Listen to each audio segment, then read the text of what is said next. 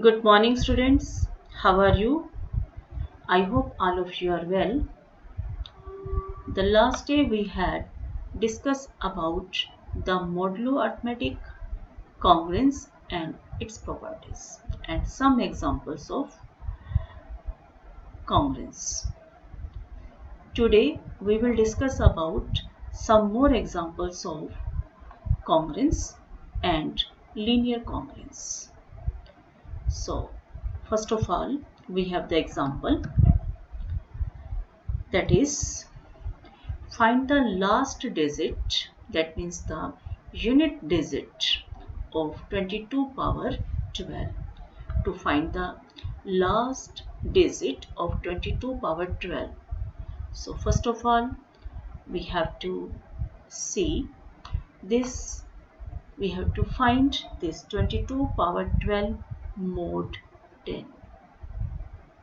क्योंकि 22 पावर क्योंकि last digit find करनी है तो इसलिए हम इसको 10 से डिवाइड करेंगे. As you know, 22 when divided by 10, 2 is the remainder, and then we have to take power 4 on both sides. क्योंकि हमने 12 पावर लेनी है तो हम पहले इसके पावर 4 करेंगे. ठीक है, क्योंकि हमारे पास ये प्रॉपर्टी है ना कि if A is congruent to B mod n, then A power k is congruent to B power k mod n. ठीक है, इस प्रॉपर्टी का हम यूज करेंगे. तो यहाँ पर 22 congruent to 2 mod 10 है, तो इसलिए हमने power 4 on both sides. We get the same result, 2 power 4, that means we have 16, and now 16 divided by 10 we get the 6 remainder, that means we have 22 power 4 is congruent to 6 mod 10. Okay, and now here we have to find 22 power 12, that means now taking power 3 on both sides, we get 22 power 4 its power 3, that is congruent to 6 power 3 mod 10. And now 22 power 4 power 3, because the power of a power, we get the powers will be multiplied. It becomes 22 power 12 is equal to 6 cube. 6 cube is equal to 216. And now 216 when divided by 10, we get the remainder is 6. That means we have this 22 power 12 is congruent to 6 mod 10. It means the last digit of 2 power 12 is 6. Okay, I hope you understand this. Yes, and now we have to evaluate 3 power 15 mod 7. अब 3 power 15, अब 3 power 15 में सबसे पहले तो हम ये देखते हैं कि 3 की ऐसी कौन सी पावर है जो 7 से डिविजिबल है. ऐसा कुछ भी नहीं है, यानी कि जो 7 से ग्रेटर नंबर है, we have to suppose this 9 that is equal to 3 square, and 9 is congruent to 2 mod 7, क्योंकि जब हम 9 को 7 से डिवाइड करेंगे we get the 2 remainder. And now this 9 we can write 3 square. 3 square is congruent to 2 mod 7. ठीक है, and now we have to take power 7. ठीक है, क्योंकि हमारे पास हमने क्या फाइंड करना है, 3 power 15. 3 power 15 फाइंड करना है तो 3 square power 7, taking power 7 on both sides, we get 3 square power 7 is congruent to 2 power 7 mod 7, and 2 power 7, that means we have 128, and 3 square power 7 powers will be multiplied, it becomes 3 power 14. So 3 power 14 is congruent to 128 mod 7. ठीक है, अब 128 को अगर हम 7 से divide करें, we get 2 is the remainder. It means we have 3 power 14 is congruent to 2 mod 7. As you know, every number is congruent to itself. It means we have 3 is congruent to 3 itself. 3 mod 7। ठीक है, अब ये 3 हमने इसलिए लिया क्योंकि जब हम इन दोनों को मल्टीप्लाई करेंगे, 3 पावर 14 और 3 को मल्टीप्लाई करेंगे, वी गेट 3 पावर 15। ठीक है, क्योंकि हमारी रिक्वायरमेंट थी 3 पावर 15 की, तो इसलिए हम इन दोनों को मल्टीप्लाई करेंगे। क्योंकि हमारे पास ये प्रॉपर्टी होती है ना कि A is congruent to B mod n and C is congruent to D mod n, then we have AC is congruent to BD mod n।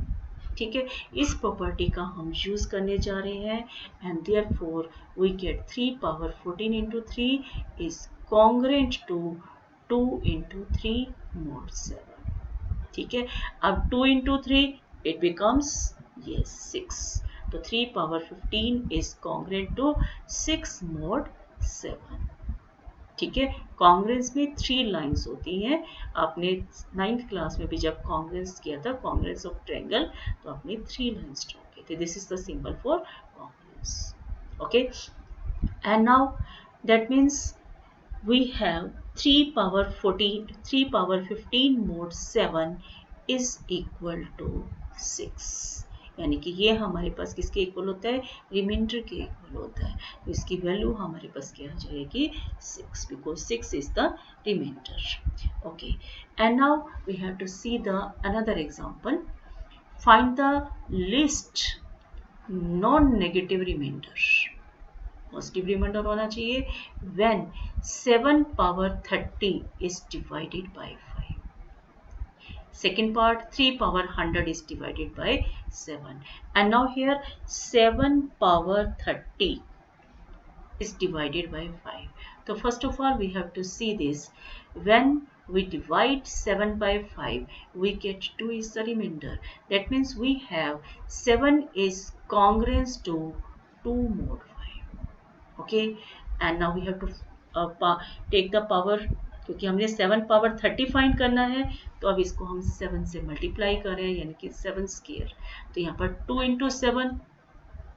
ठीक है, प्रॉपर्टी के अकॉर्डिंगली, क्योंकि 7 इज कॉन्ग्रुएंट टू 7 mod 5। ठीक है, तो यहाँ पर हमने मल्टीप्लाई किया, we get 7 square, that means 7 square is congruent to 14 mod 5।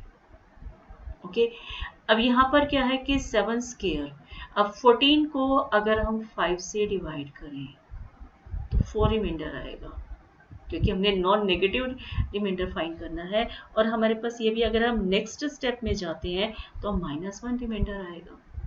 तो 7 square is congruent to -1 mod 5। ठीक है, because 14 is congruent to -1 mod 5, तो यहाँ पर इन दोनों का जो डिफरेंस होगा वो हमारे पास क्या हो जाएगा, 14 minus of -1, that is equal to 15, and this 15 is divisible by 5। ठीक है, and therefore we can write this। यहाँ पे क्या आया, 7 square.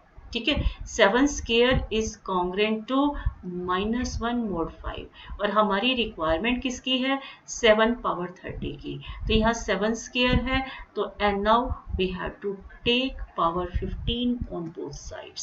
That means we get 7 square is congruent to -1 power 15 mod 5। अब -1 power 15 जो है ये हमारे पास किसके इक्वल आएगा, -1 के, क्योंकि -1 की पावर ओड माइनस होती है, तो 7 power 30 is congruent to -1 mod 5। Okay, and now that means अब ये जो -1 है, तो -1 तो हमने क्या लेना है, पॉजिटिव लेना है ना नंबर, नॉन नेगेटिव तो नहीं लेना, हमने नॉन नेगेटिव लेना है, नेगेटिव नंबर तो नहीं लेना।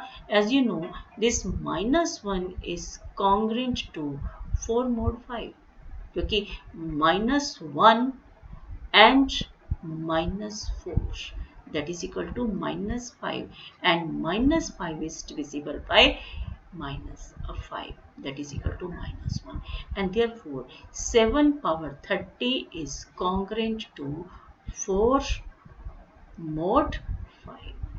Is it clear? It means the non-negative remainder that is equal to 4. Okay, and now we have the next second part. 3 power 100 is divisible by 7. 3 power 100, 3 power 100 यानी कि पहले हम 9 देख लेते हैं. 9 इज डिविजिबल बाय 7.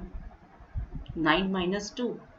ठीक है, क्योंकि 9 को 7 से डिवाइड करते तो 2 रिमाइंडर है, and therefore 9 is congruent to 2 mod 7, and 9 we can write 3 square.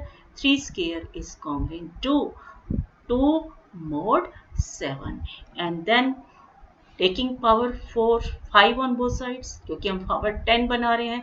अब 2 पावर 5, 2 पावर 5 हमारे पास क्या होगा? 2 power 5 is 32. It means 3 power 10 is congruent to 32 mod 7. ठीक है, अब 32 को अगर हम 7 से डिवाइड करें तो we have the fourth remainder. It means 3 power 10 is congruent to 4 mod 7. Okay, and then अब we have, हमने क्या लेना है? Power 3 power 100, and now we have to take its square. ठीक है, अब अगर हम डायरेक्टली 4 पावर 10 लेते हैं तो 4 पावर 10 हमारे लिए कैलकुलेट करना मुश्किल हो जाएगा, तो हम इसको स्टेप बाय स्टेप करते हैं. 3 पावर 10 ऑलरेडी था, हमने इसका स्क्वायर लिया तो यहाँ पर क्या बन गया? 4 स्क्वायर. ठीक है, and 3 power, it becomes 3 power 20 is congruent to 16 mod 7. अब 16 को 7 से डिवाइड कीजिए, we get 2 is the remainder. It means 3 power 20 is congruent to 2 mod 7. ठीक है, हमारी रिक्वायरमेंट है 3 पावर 100 की.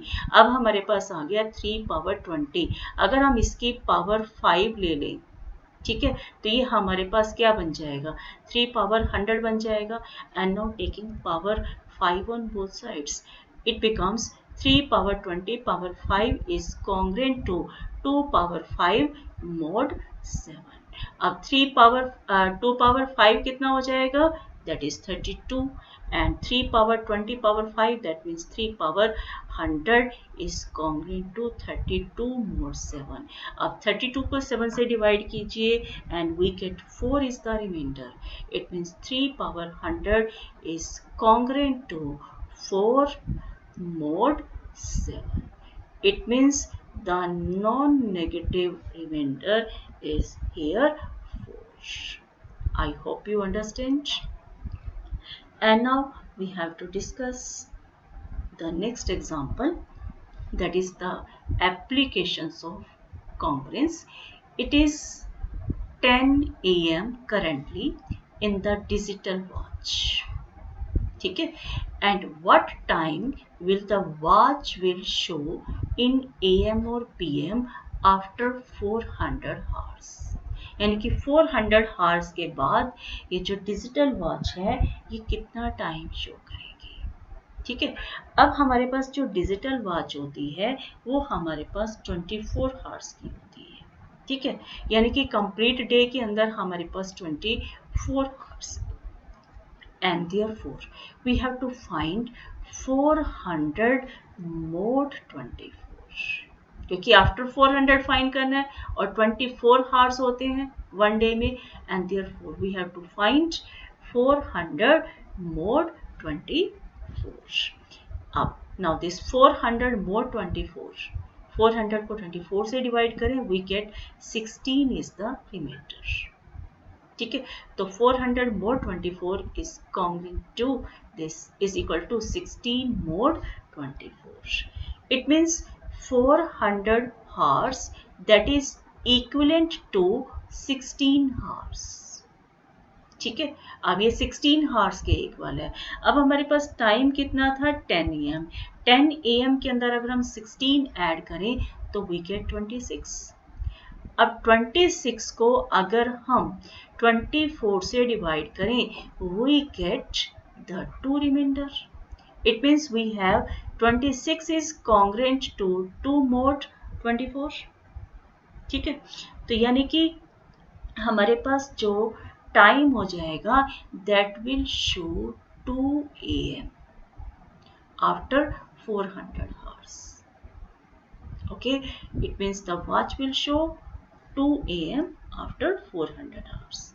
I hope you understand. And now we have to discuss about the next topic, that is linear congruence. जैसे हमारे पास linear equations होती हैं वैसे ही हमारे पास linear congruence है.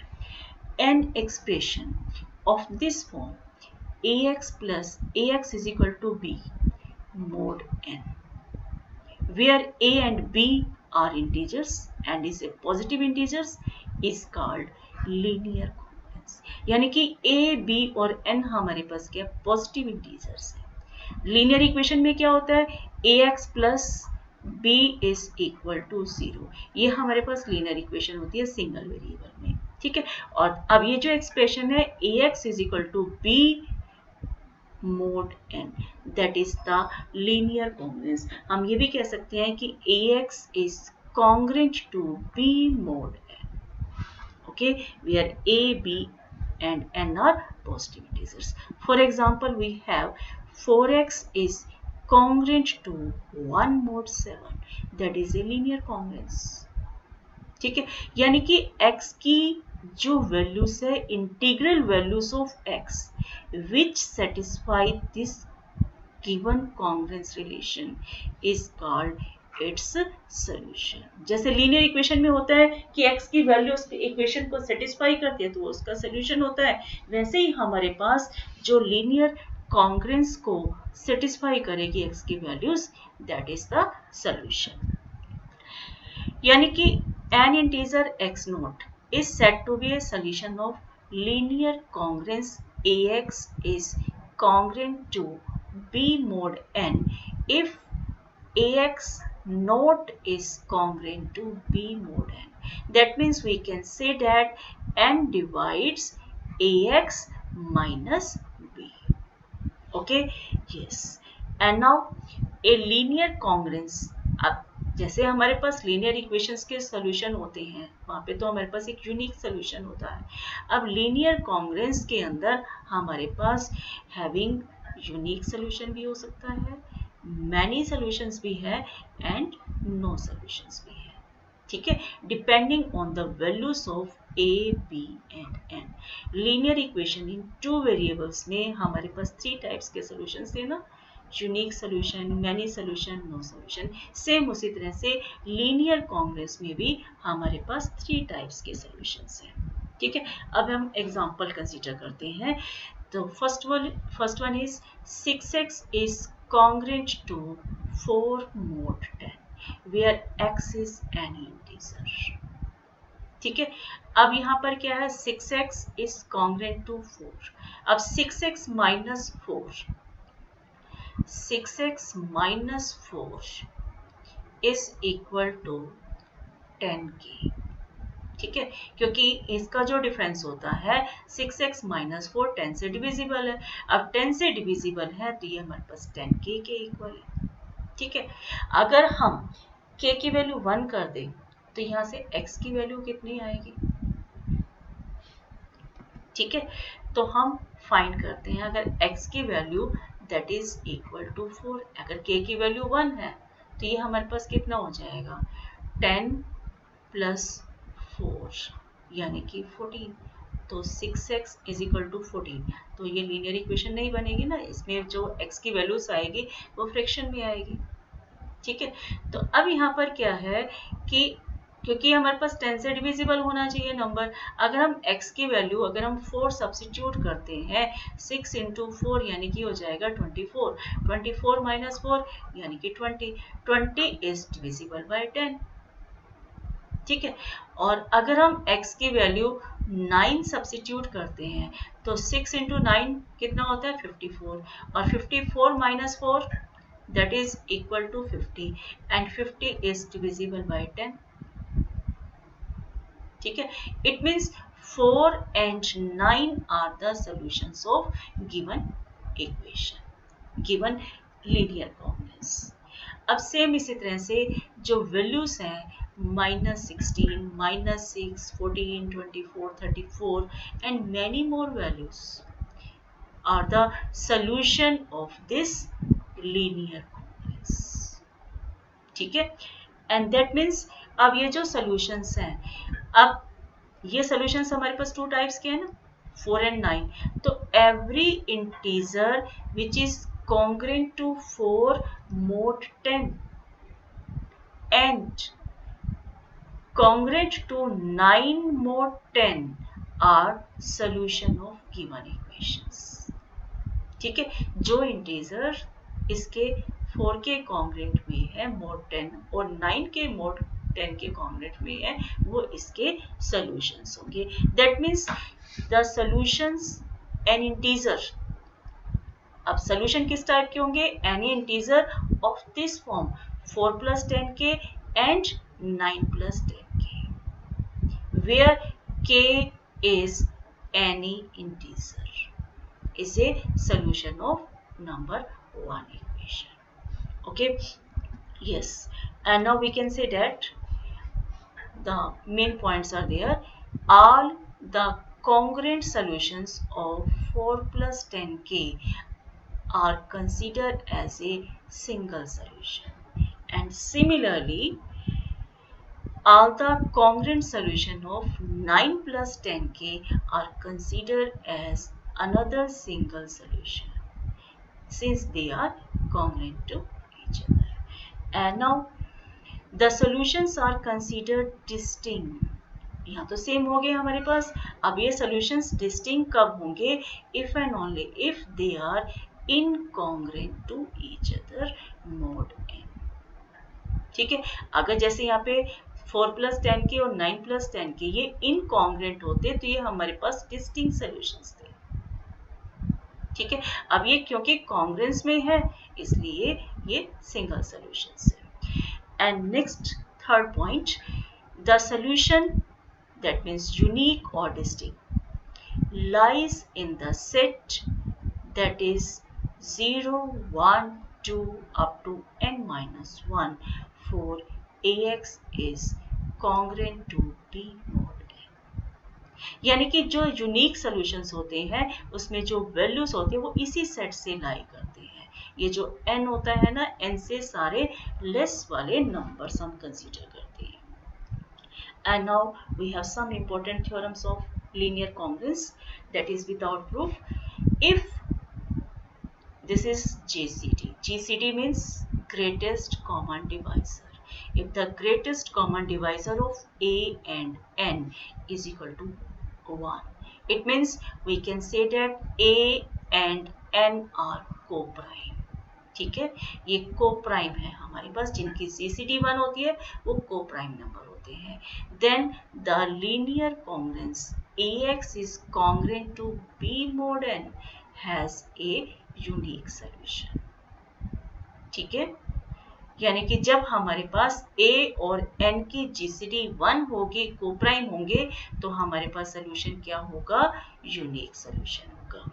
Okay, now second point, if the GCD of A and N is equal to D and D divides B, दो conditions है जिनकी GCD 1 D है और D जो है 1 के इक्वल नहीं है, and D divides B, then the linear congruence AX is congruent to B mod N has exactly D solutions. ठीक है, उस केस में हमारे पास क्या होंगे? exactly D solutions which are incongruent mod n. ठीक है, exactly D solutions होंगे और वो incongruent होंगे, एक दूसरे के incongruent में होंगे. And now the third point, if the GCD of A and N is equal to D and D does not divide B.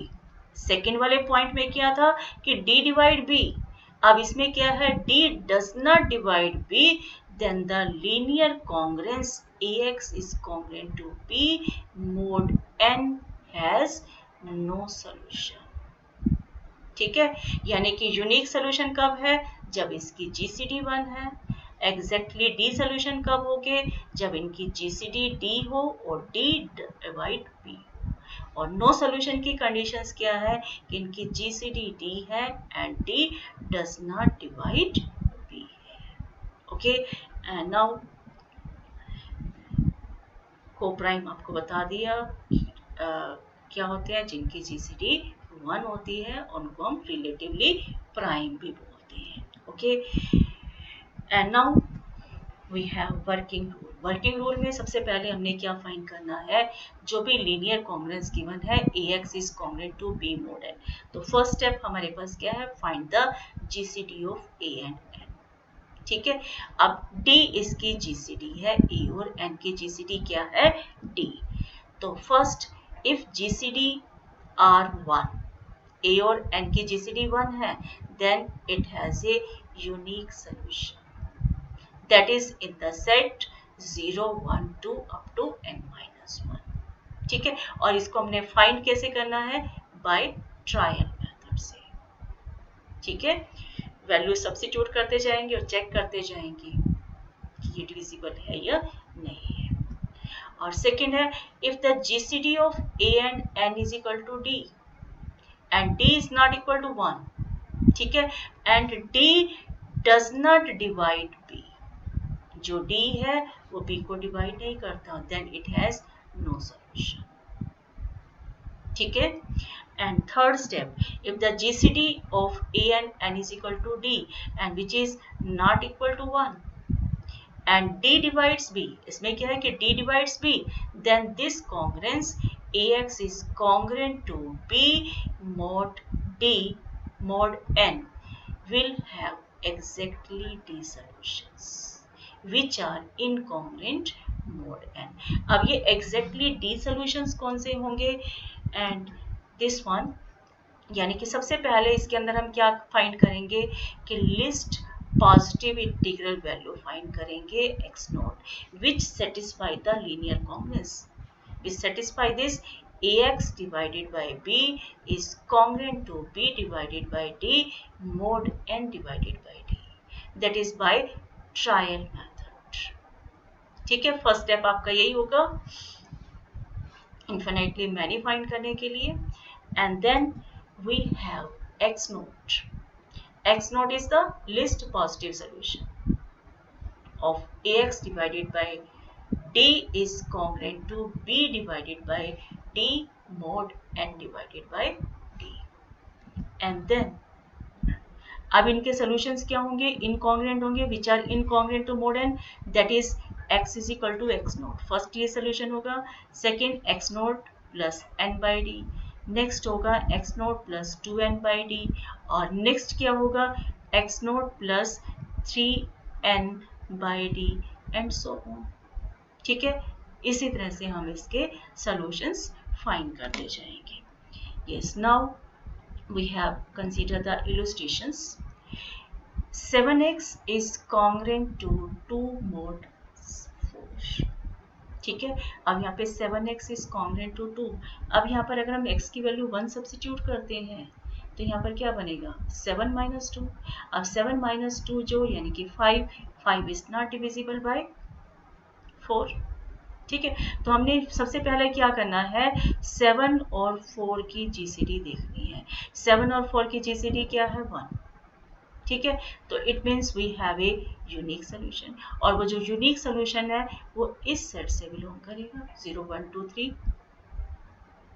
ठीक है, तो अगर हम जैसे हमने x की वैल्यू 1 सब्स्टिट्यूट की थी, डिविजिबल नहीं है। 0 सब्स्टिट्यूट करें 0 माइनस 2, वो भी 4 से डिविजिबल नहीं है। 2 सब्स्टिट्यूट करें तो 2 सब्स्टिट्यूट करने से हमारे पास क्या बनेगा 14 और कॉन्ग्रुएंट टू 2 विच इज 2, क्योंकि 14 माइनस 2 क्या होगा 12, and this 12 is divisible bye 4। It means the least value x0 that is equal to 2 is the only solution of this congruence 7x is congruent to 2 mod 7। And now second illustration, we have 6x is congruent to 4 mod 3। अब 6 और 3 की GCD क्या आएगी 3, and 3 does not divide 4, जो 3 है वो इसके 4 को डिवाइड नहीं करता, it means it has no solution. Okay, तो and now we have to consider the another example, that is 8x is congruent to 12 mod 20। ठीक है, अब यहाँ पर हम 8 और 20 की GCD फाइंड कर रहे हैं। तो GCD of 8 and 20 that is equal to 4 and this 4 divides 12। अब 4 जो है 12 को डिवाइड करता है। ठीक है, it means we have 4 incongruent solutions होंगे। ठीक है, GCD 4 है तो it means we have 4 incongruent solution of given congruence. अब ये 4 इनकॉन्ग्रुएंट सॉल्यूशन में ट्रायल मेथड से पहले हम ऑब्जर्व करेंगे x is equal to 4। x की वैल्यू 4 कितनी हो जाएगी, यहाँ 32 बन जाएगा, 32 माइनस 12 20 आ जाएगा, 20 इज डिविजिबल बाय 20, तो it means x is equal to 4 which is the least value.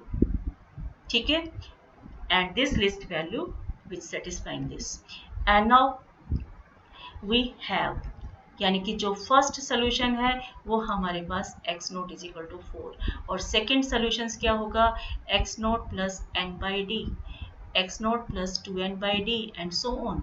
That means we have the solutions, n यहाँ पर क्या है 20 और d क्या है 4, तो इसके सोल्यूशंस हमारे पास क्या हो जाएंगे 20 प्लस 20 बाई 4, 4 प्लस 40 बाई 4 क्योंकि 2n ये हो जाएगा ना 2n by D, x naught plus 2n by d ये हो गया 4 plus 40 by 4, then x naught plus 3n by d, तो it becomes 4 plus 60 by 4, that means we have 9, 14 and 19. 4 is the first, it means we have 4, 9, 14, 19, mode 20 are the 4 solutions which are incongruent to mode 20. Okay, I hope you understand, and now we have to जल्दी से हम इसके examples देख लेते हैं क्योंकि same pattern है। Find the number of incongruent solutions, यही जैसे अभी हमने इलस्ट्रेशन किए बिल्कुल सेम स्टेप्स वैसे ही हैं।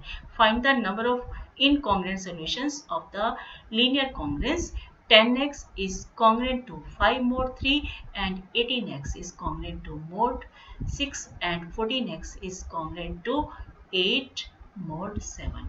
वन बाय वन इसको जल्दी से हम रिव्यू कर लेते हैं। अब हमारे पास फर्स्ट क्या है 10x is congruent to 5 mod 3, तो हम पहले हमने 10 और 3 का GCD फाइंड किया, वो हमारे पास 1 आ गया, 1 है तो यूनिक सोल्यूशन है। ठीक है, यूनिक सोल्यूशन अब हिट एंड ट्रायल मेथड से फाइंड कर लेते हैं। तो यहाँ पर हमने जस्ट बताना था कि नंबर ऑफ इनकॉन्ग्रुएंट सॉल्यूशंस कौन कौन से होंगे, तो यहाँ पे कितने सॉल्यूशंस आगे यूनिक सॉल्यूशन है। अब सेकंड एग्जांपल है 18x is congruent to 12 mod 6, तो 18 और 6 का मोड कितना होगा 6 और 6 जो है 12 को डिवाइड करता है। अब 12 को डिवाइड करता है तो नंबर ऑफ इनकॉन्ग्रुएंट सॉल्यूशंस कितने हो जाएंगे 6। okay, and now we have the next example, that is 14x is congruent to 8 mod 7। अब 14 और 7 का जो GCD है वो हमारे पास 7 है, but this 7 does not divide 8, that means we have no solution। okay, I hope you understand, and now solve the linear equation, linear congruence 5x is congruent to 3 mod 4। जल्दी से इसको भी देख लेते हैं।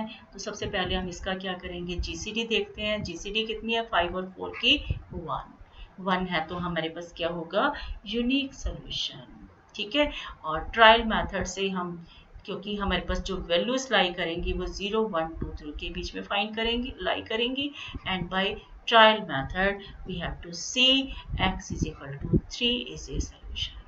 ठीक है, क्योंकि जब हम 0 सब्स्टिट्यूट करेंगे तो 0 इज कॉन्ग्रुएंट टू 3 mod 4, ये पॉसिबल नहीं है।